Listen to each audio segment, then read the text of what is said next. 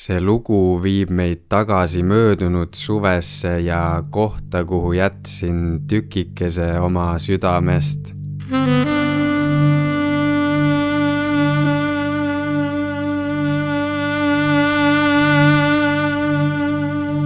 Kuplite vahel laiuvad sajad järved, lõputuna näivad metsad ja põllumaad, ürgne ja väge täis loodus. See on meie Lõuna-Eesti.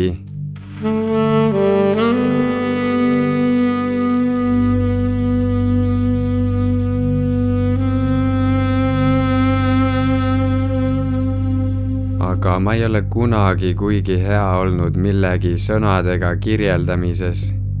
Ja ega sõnad ei saagi seda kogemust täielikult edasi anda.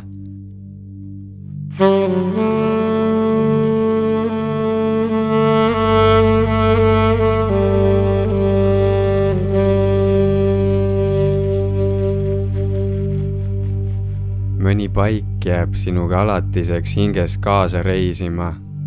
See on üks nendest.